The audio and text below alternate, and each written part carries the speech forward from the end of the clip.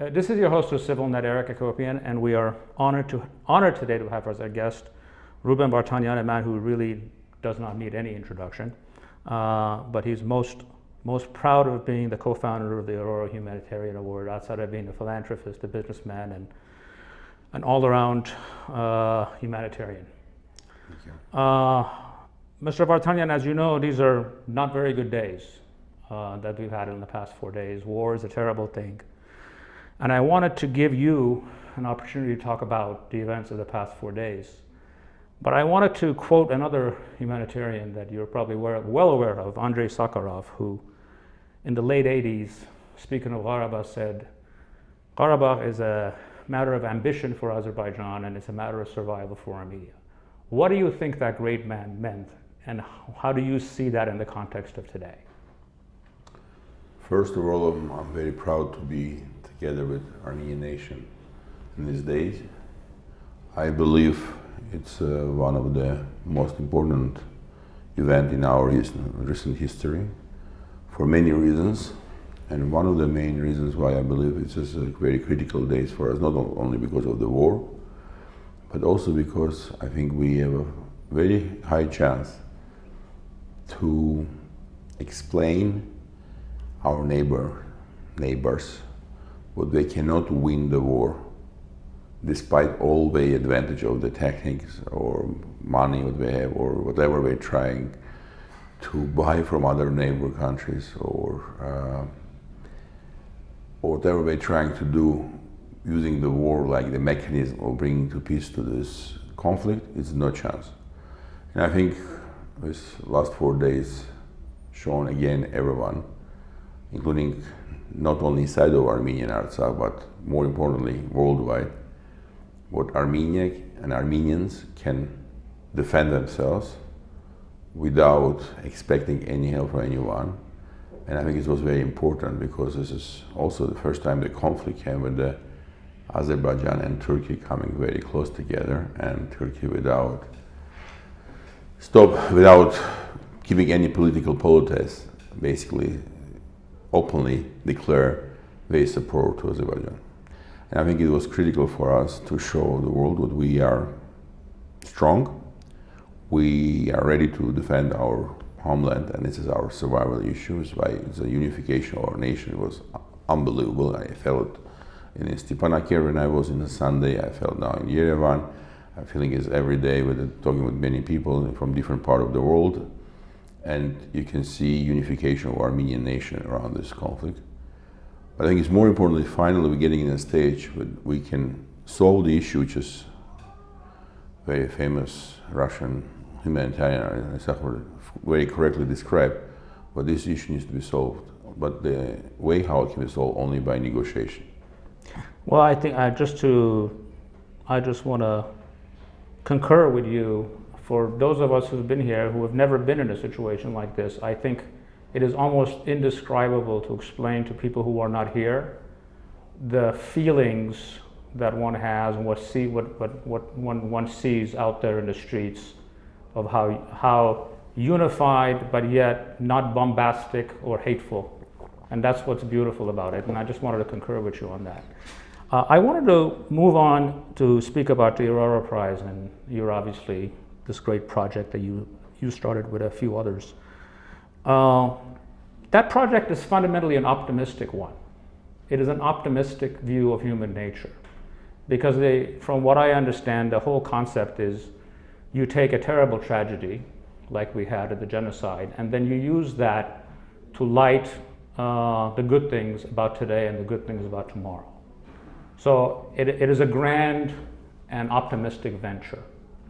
However, I want to know how you feel about that grand and optimistic venture today when, as we sit here and speak, the flower of this nation is at the border, literally guarding us against people who have genocidal intent. The Talat Pashas of the world incarnated again in the 21st century. How optimistic can you be with the vision that you have with Aurora, with the horrible realities of today? Thank you for the question. I think it's a very important question you're asking. First of all, I want to say I'm very proud to be together with my friend and partner Ruben Vardanyan and our mentor and old friend Vardan Petrosyan, what we did 5 years ago. And I want to give a little bit maybe a long answer because what you're asking is very critical for discussion about what's happening today in Armenia. First, I want to say we started this program in 2015 and we realized it was a very unusual approach to talk about the genocide, talk about what's happened 100 years ago. And one of our main goals, there's a couple of goals, but one of the goals was explaining our own nations, what despite what happened with us 100 years ago, we're alive, we survive, we prosper, we are looking forward, and the main goal of Turkish nation who tried to destroy our nation didn't happen. We won. Because being successful, being strong, and being generous, it will show that the main goal of destroying Armenian nation was not achieved. So I feel very strong about today's event. It's Aurora was helping us to feel proud that we are Armenian, cannot give up, cannot lose. So overall, I think for Armenian nation, it was very important, and I felt it many, many times when I walk in the street in Yerevan or other places when ordinary Armenians came to me and said, thank you to your Aurora, not because of George Clooney, not because of the very famous Nobel Prize winner, because I'm feeling differently who I am. I'm feeling proud to be Armenian. And I think it was the most important message, what we achieve doing by Aurora, what we're doing something for other nations. And we are not the richest nation in the world. We have a lot of our issues, but we have enough understanding what the important to help is not coming when you're rich. It's important when you are generous, when you are strong enough to give and kind enough to give others the time when it was not easy time for you. The same would happen 100 years ago when with other nations was helping us being the same in difficulties, including in Lebanon, in Greece, in Syria. I want to remind many Armenians who today watching this program, but many of his families will help us be not in a very good shape either, but they thought it's important for them to help us, our grandparents, our families. So the second point I want to make about today's community, Aurora is an important humanitarian initiative, not only because we're giving something to the world, not just asking about our own problems, but also we're showing what we are like nation, strong enough to behave this way despite what's happening with us. And I think it's very critical. The third point I want to say,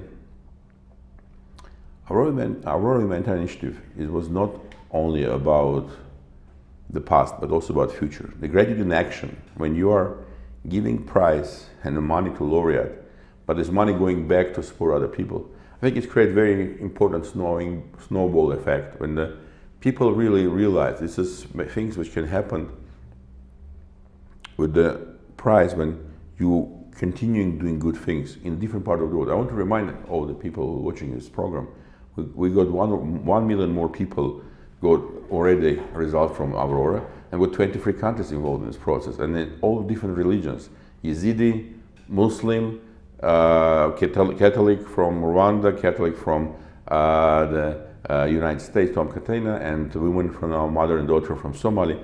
It's showing it's not have a religion, no nationality. So to showing example for our kids, what you can be different, you can be strong believer of human values, and despite all happening around you, keep your human attitude is a critical core for yourself. It's very possible and very important. It's an excellent answer.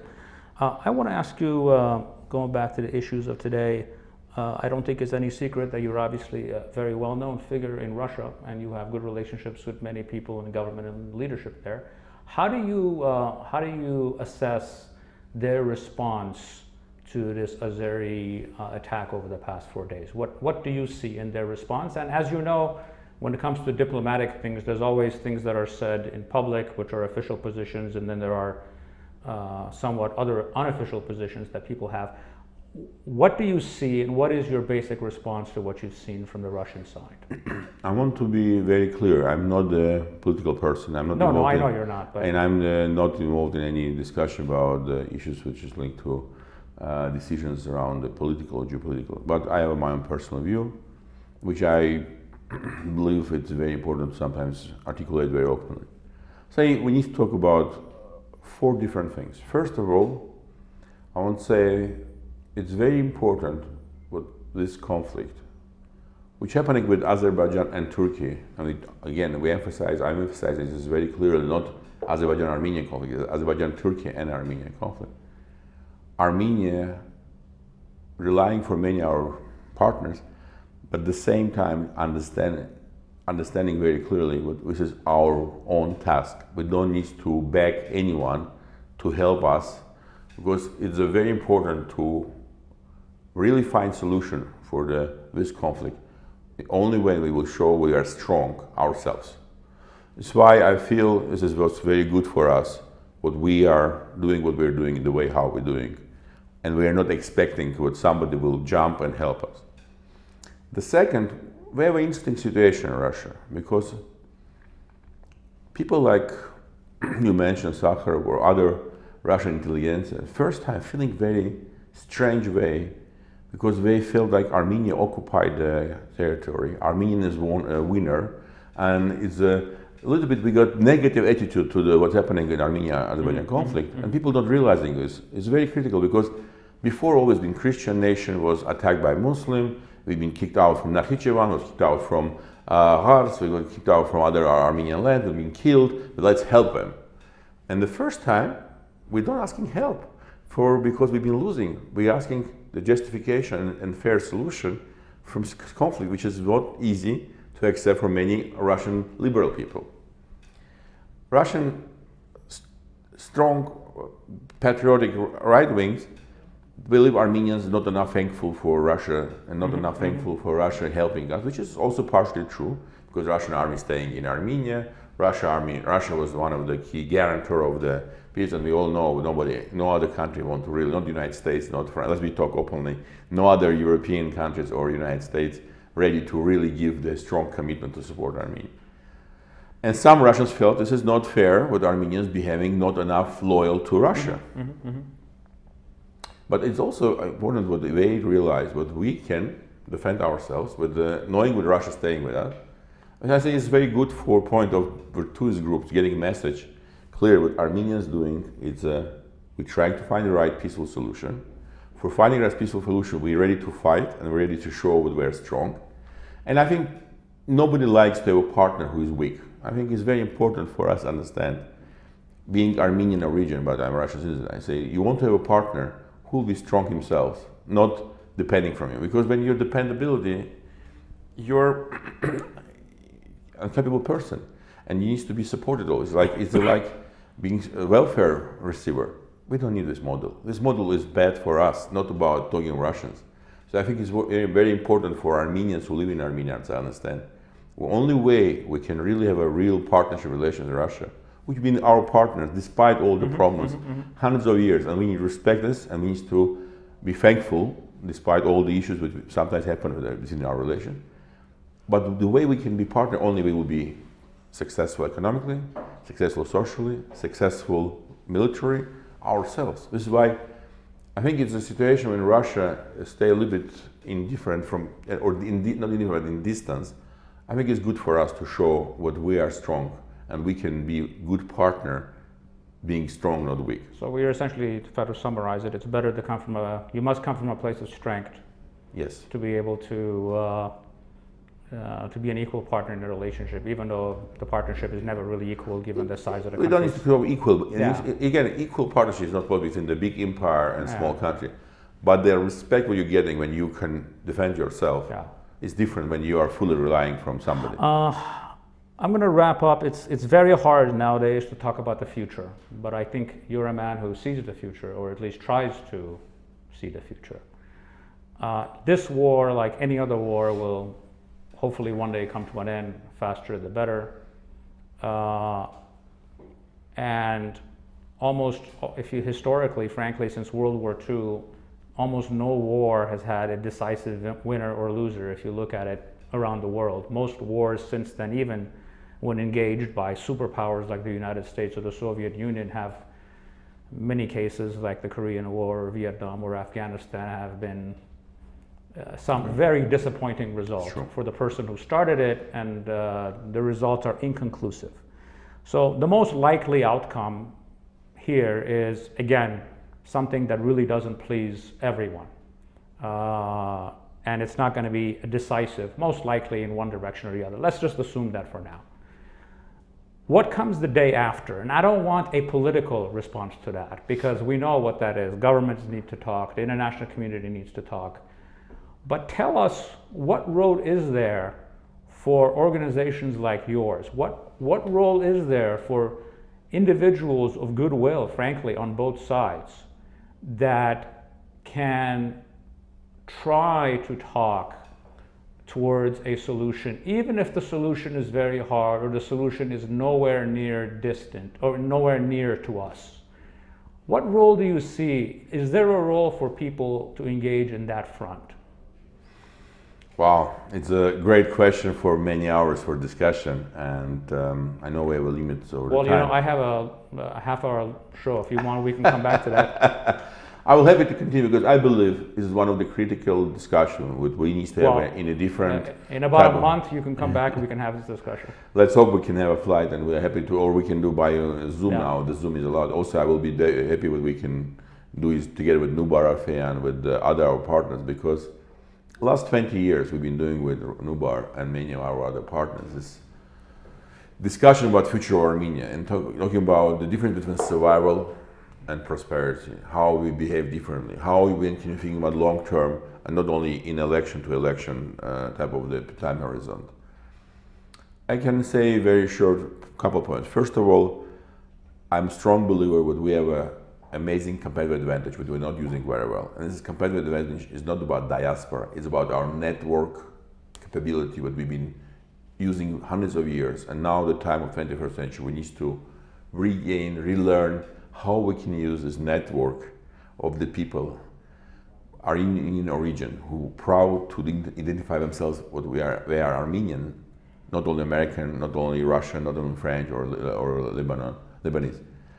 This is very important because network becoming critical for the 21st century. In our book, which we wrote with my co-partner Nubar and co-author None Alikian, name is Crossroad, I'm talking about a very important role that Armenia playing. We're only one nation who surrounded 4 different civilizations, Sunni, Shia, European, and Russian Orthodox.